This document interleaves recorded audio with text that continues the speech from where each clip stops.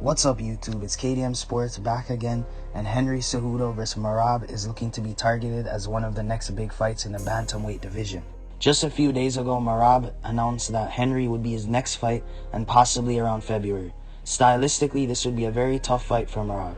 Even Merab stated that, and for good reason. Henry is an Olympic champion in wrestling, and Merab's biggest strength is cardio and wrestling. If he can't manage to control Henry or take him down, it may become an issue, because Henry's a good striker as well. Henry's not one-dimensional, he's a very well-rounded fighter. Out of all current contenders, I believe Henry may in fact be Merab's toughest fight, stylistically. But if he can get past Henry, I don't think anything will stop him from becoming champ at some point. Merab's pace, cardio, and wrestling are his weapons. He's also very durable and has a granite chin. Merab also can be very explosive and is a former combat sambo medalist at the World Championships.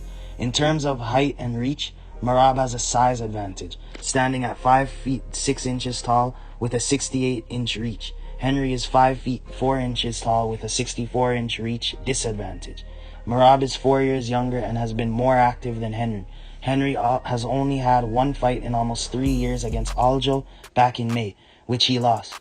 We all know how much of a problem these sambo guys can be. They're like machines, they just never stop. They're workaholics in the octagon. Seeing how much success Aljamain had with Henry, it's not far-fetched to think someone who works as hard as anyone like Merab, also is a training partner of former champ Aljamain, and is also a combat sambo silver medalist at the World Championships in his own right, couldn't win. Merab can definitely win this matchup, especially at this stage of Henry's career. Henry is still very good, but I believe at his age he's starting to decline, maybe a bit in the wrestling department. With the inactivity and age, I think those are really the two big factors against Henry in this matchup that may end up contributing to him losing a matchup like this against a young, hungry, in their prime machine like Merab. It also helps that Merab has a bit of an overall size advantage over Henry. The most likely scenarios in this matchup, I believe, is either knockout or TKO by Henry Cejudo, because he has good footwork, he has the leg kicks, he may get an angle and counter Merab, or a decision win for Merab. Henry's big weapon will most likely be leg kicks, especially since he's outranged and he'd probably want to take some of that steam out of Merab. The thing about Merab is that he also mixes things up so well too, and is a great chain wrestler, which makes this matchup so intriguing.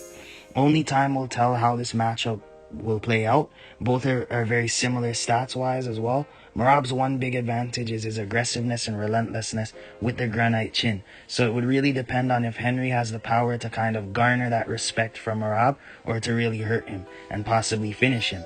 Merab attempts almost 7 takedowns on average in his fights, while Henry attempts about 2 takedowns on average. Henry has fallen more in love with the striking over the course of his UFC career as well.